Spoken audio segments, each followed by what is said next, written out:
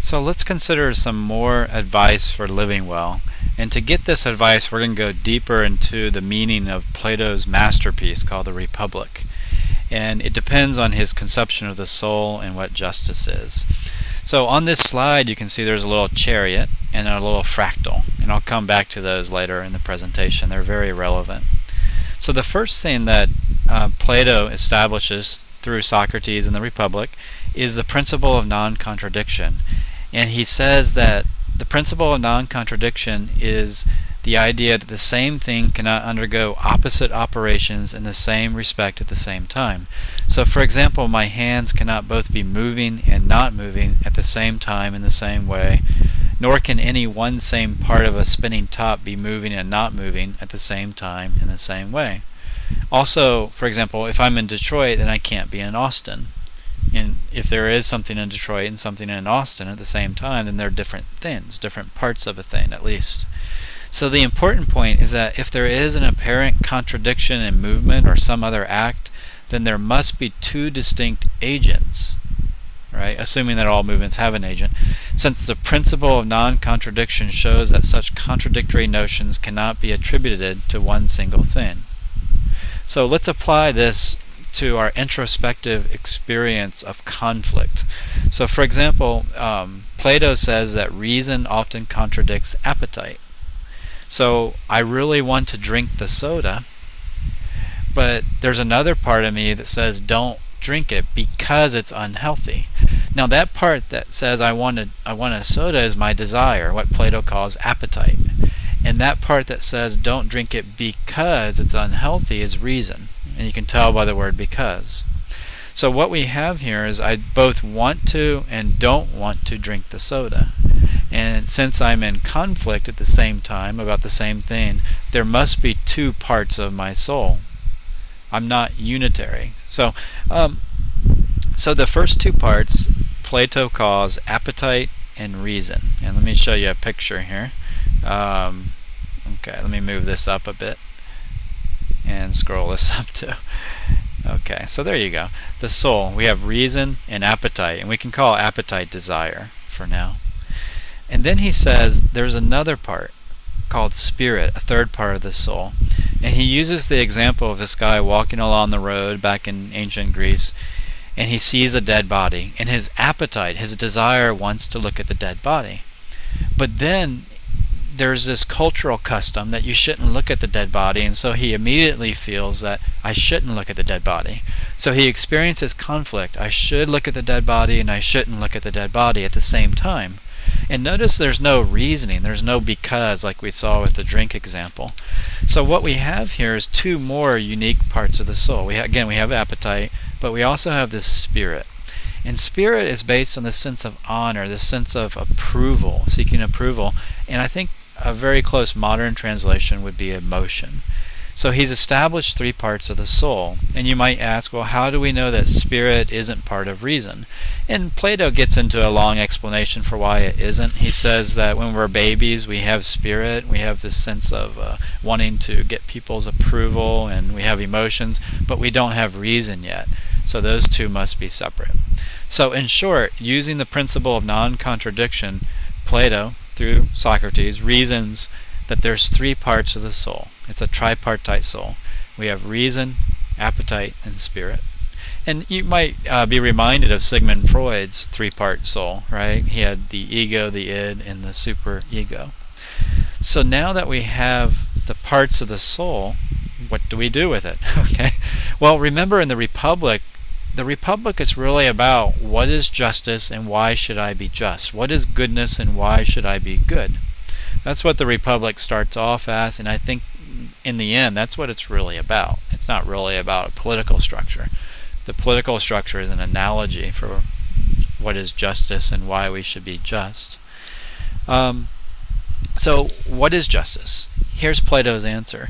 Justice is the harmony of the soul in which reason rules. So think about it for a minute.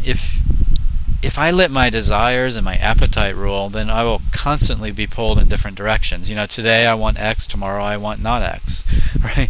A life ruled by erratic desire is not the life of value. It's like a barbaric, a chaotic life. And the same with emotion. If I let my emotions rule, I'm pulled apart in all different directions. So today I want to be with my love, and tomorrow I just want to throw her under the bus. And when you do the right thing, your emotions won't always agree. Your emotions might support your reasoned decision at 7 p.m., but be against your reasoned decision on, let's say, Saturday at 6. So I may feel guilt for leaving my girlfriend, but then feel righteous anger the next moment, and then it's followed by sadness, and then by a desire to get back together with her. You just can't follow your emotions and let them rule you, because you'll be pulled all over the place like a wild horse would pull you. It's a hellish way to live. So here's a nice analogy. Here's where the chariot comes into play. Plato mentioned this chariot, and he said, your spirit and appetite are like two horses pulling a chariot. So let me pull up that picture. Here we are, right over here. These two horses. I'll pull up the first picture. You can see it a little better here. So that's what your soul is like. Okay. Now your spirit and appetite are the ones pulling the chariot, and reason is the charioteer. So here's reason, and appetite is the dark horse, says Plato, and it's very unruly. You have to rein it in. You have to have those ropes to rein it in there. Otherwise, it'll just be jerking all over the place, right? And then the white horse is spirit, the sense of honor, and so on, and it more easily follows reason, according to Plato. Now, you have to have them pull you. Sometimes people misunderstand Plato, and they think that he's saying they can't pull you, or that reason can motivate. But according to this chariot picture, that's just not true. You're still motivated by appetite and emotion, and by appetite and spirit, but reason is steering. Reason is guiding and not letting them completely run the show, so to speak. Okay, so you can let them pull you, you just can't let them rule you. Okay, so that's what that chariot analogy is about. You want to live a life of reason. And you might be thinking, well, how do I live a life of reason? What's really neat, and I put it on this slide, is that when you look at the philosophers who came after Socrates, they develop Socrates more. They're like post-Socratics. Okay, so how do you understand your desires and live harmoniously with them? Well, Epicurus gives you a lot of advice for that. Remember the necessary, unnecessary desires, and how to understand them and be happy and so on. And then spirit, emotion. The Stoics give you a lot of advice for understanding that horse that we call spirit or emotion, so that reason can rule. Okay? So that's justice. Justice is the harmony of the soul in which reason rules.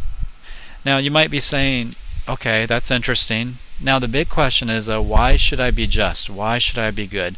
Why shouldn't I steal the money or kill that person for life insurance money, or whatever you're thinking?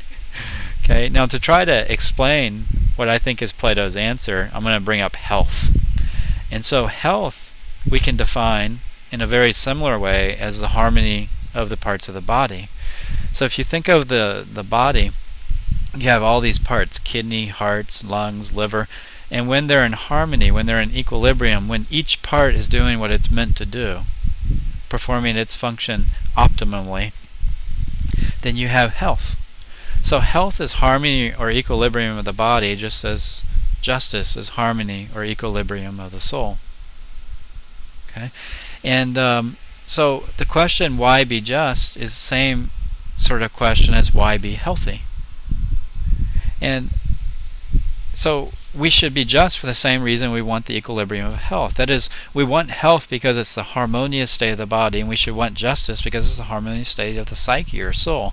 It's a state in which you are whole instead of a bunch of conflicting parts. It's mastery. It's the coordination of energies. It's the harmony of the soul, just as a beautiful musical piece harmonizes discordant notes, right? And this harmony in which reason coordinates spirit and appetite also leads to virtuous actions and a virtuous state. So let's look up at the state here. In the Republic, this is often people's focus, unfortunately, in the Republic. But we have three parts to a political society, and they should be in harmony. Each type of person, each class, should be doing what they do best in order to harmonize the Republic. So we have something like fractals. At the individual level, we have a three-part harmony. At the group level, we have a three-part harmony. inside the individual, for health, we have I guess you could say three-system harmony, right? But that's what justice is. It's this harmony of the soul, of the body, and of the state. Usually the Republic is criticized for his political theorizing. I won't get into that there, okay? But it's just, I think it's very interesting because he's not saying we should be just because God will punish you or because it's in your long-term self-interest. He's saying you should be just because that's who you are as a human being. When you actualize your potential as a human being, you must be just and you must be healthy. Otherwise, you die.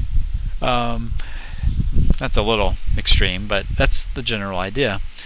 So when you see justice in this way, as a harmony of the soul, it becomes pretty obvious why you should be just and healthy and live in a just society. Asking why you should be just is like asking why you should be healthy. Again, it's not because God says so or because it brings me power over others in some cynical way. I'm just because that's who I am. I'm just because I'm just. I'm excellent because I'm excellent. And in this way, Plato is essentially a virtue theorist. Okay, so to conclude, let me pull the screen up, and I believe it's right here. There we go. Discussion. These discussion questions might help you form a more reasoned opinion on all of this. How can you apply his insights? How can you live a more rational life in which you don't let your appetite and emotions rule? Okay, and well, I guess that's it for now. Thanks.